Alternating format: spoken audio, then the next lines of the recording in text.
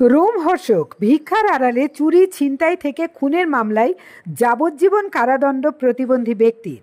হাঁটুর নিচে থেকে দুটো পা বাদ গেছে ট্রেনে কাটা পড়ে। ভিক্ষার আড়ালে একাধিক চুরি ছিনতাইয়ের অভিযোগ ছিলই।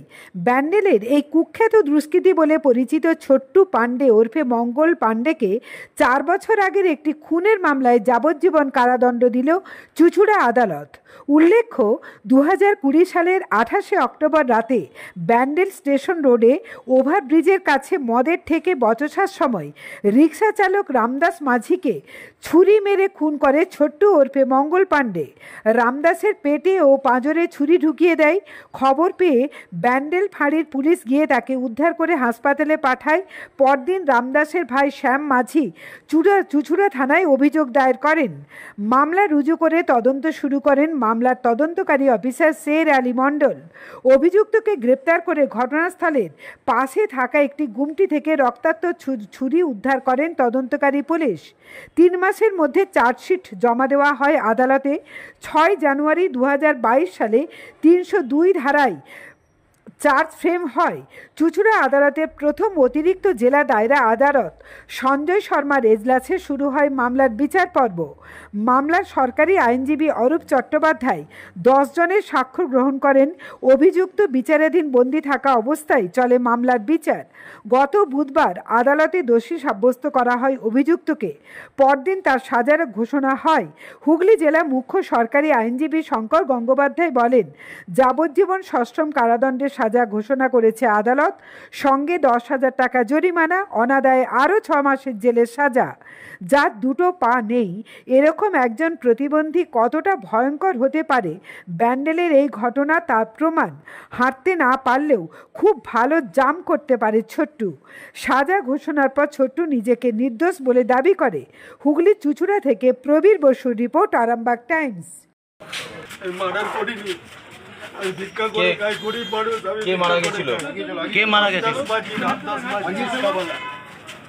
রামদাস মাঝি কি হয়েছিল সেদিন রাত্রিবেলা? কি হয়েছিল রাত্রিবেলা? কিচ্ছু হয়নি, আমাকে ফাঁসি দিয়েছে। আমাকে আমি মারিনি, আমাকে ফাঁসি দিয়েছে। আমি নির্দোষ আছি।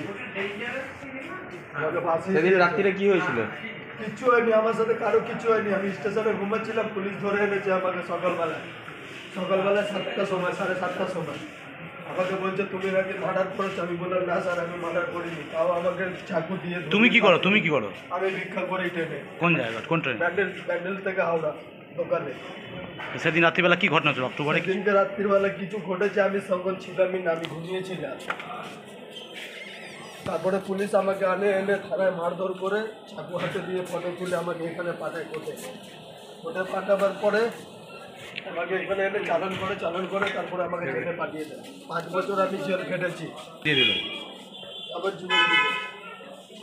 আমি নির্দোষ আছি, আমি কিছু করিনি, আমাকে ফাঁসানো হয়েছে, আমাকে জোর করে ফাঁসিয়েছে। কি নাম তোমার?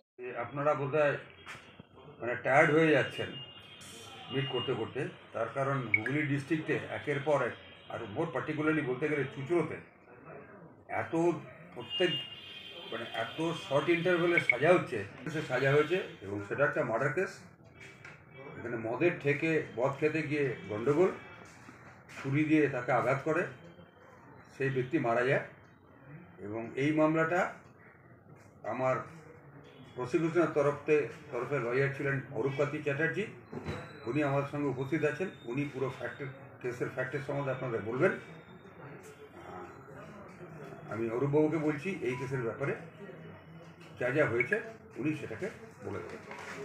2022-এ যখন ওইখানে ব্যান্ডেলের ওখানে মদ খাচ্ছিল, ব্যান্ডেল ওই রেল স্টেশনের ওভারব্রিজের তলায়, তখন এই রাম মাঝি ওখানে পরবর্তীকালে আসে এবং আরও 2 জন ছিল ওইখানে, তাদেরই বন্ধু, যারা I witness, without any provocation, কোনো প্ররোচনা ছাড়াই ও ব্রুটালি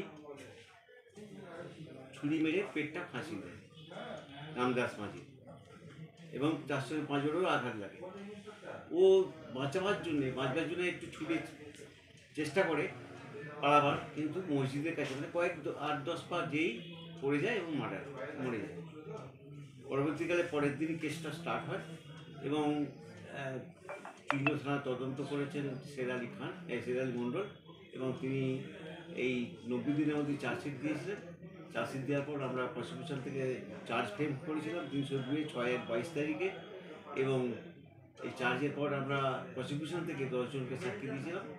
সেরোলজিক্যাল রিপোর্টটা অটোমেটিক্যালি আমাদের এক্সিবিট হয়েছিল, যার জন্য ওনাকে আর ডাকা হয়নি। উনি তো বিজি অফিসার, এই জন্য ওনাকে আনা হয়নি, ওটা এক্সিবিট হয়ে গেছিলো। এই সাক্ষীর উপর করে মাননীয় কোর্ট ওনাকে আজকে ওই ছোট্টু পান্ডে মঙ্গল পান্ডেকে সঞ্জয় শর্মা, আমাদের ফার্স্ট অ্যাডিশনাল ডিস্ট্রিক্ট অ্যাডমিনিস্ট্রেশন জাজ, আজকে ওনাকে সশ্রম সারা জীবনের জন্য এবং 10,000 টাকা জরিমানা ওনা দেয়, আরও 6 মাস সশ্রম কারাদণ্ড দিল। এই যে এটি সবচেয়ে এই কেসের ইন্টারেস্টিং, যে একজন হ্যান্ডিক্যাপ মানুষ সে কিভাবে এই জাম্প করে এই ছেলেটিকে, সেটা কি আপনি কোর্টে প্রমাণ করতে পেরেছেন?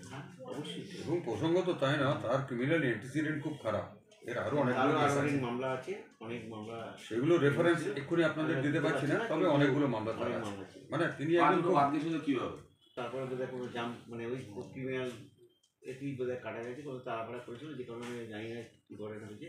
যখন ওকে ধরা হয়, অ্যারেস্ট করা, তখন ও হ্যান্ডিক্যাপ ওই কাটা অবস্থা দিয়ে ওকে অ্যারেস্ট করা হয়েছিল। এবং একটা হ্যান্ডিক্যাপ লোক যে কতখানি ফিউরিয়াস হয়ে যেতে পারে এবং কতখানি নৃশংস হয়ে যায়, সেটা এই কেস থেকে। ওকে ওই ব্যান্ডেল স্টেশন চত্বরে মহারাষ্ট্রে থাকতো, লালবাবা লালবাবার সবচেয়ে হচ্ছে কোনো প্ররোচনা ছাড়াই ওকে মারবো বলে, এবং যে সাক্ষী দুটো আমরা দিয়েছি আইউনিস, তাদের সামনে বলেছিল যে ওকে আজকে আমি খুন করবো, ওকে মারবো একটা। তারা সাক্ষীতেও বলে গেছিলো, 160 বলেও বলে গেছিলো। এই দুজনের সাক্ষী খুব ভাইটাল সাক্ষী ছিল, যারা আমাদের প্রসিকিউশনকে খুব হেল্প করেছে। কোনো বিরূপ সাক্ষী হয়নি, হ্যাঁ, তাদেরও লাইফ সেভ হয়ে গেছে। তারাও তাদেরকে তেরে গেছিলো, যখন মারতে গিয়েছিল তারাও লাইফটা তাদের সেভ করেছিল। অভিযোগটা কে করেছিল? শ্যামদাস মাঝি প্রথম থেকে জেলে রয়েছে। তো আপনার যখন মারলো তারপর কিছুটা পরের দিন তাকে উদ্ধার করা না, সেই দিন ভোরবেলা যখন ডেড বডি থাকে, যেদিন পরে তারপরে ভোরবেলা। জানি রাখি আজকাল হুগলি জেলা পরিষদ ও আরামবাগ মহকুমা প্রশাসনের উদ্যোগে 30শে জানুয়ারি থেকে 1 ফেব্রুয়ারি আরামবাগের তেঘরিতে আন্তর্জাতিক গোসাই পরবের মেলার মাঠে শুরু হতে চলেছে 3 দিনের সৃষ্টিশ্রী মেলা ও খাদ্য উৎসব। সহায়তায় পশ্চিমবঙ্গ সরকারের তথ্য ও সংস্কৃতি বিভাগ। প্রতিদিন সন্ধ্যায় থাকছে নানা বিনোদনমূলক অনুষ্ঠান। 1 ফেব্রুয়ারি মূল আকর্ষণ কাকলি ও অনল অভিনীত যাত্রাপালা। শেষ দেখা হয়নি। আরামবাগে প্রথমবার সৃষ্টিশ্রী মেলা ও খাদ্য উৎসবে আপনাদের সাদর আমন্ত্রণ।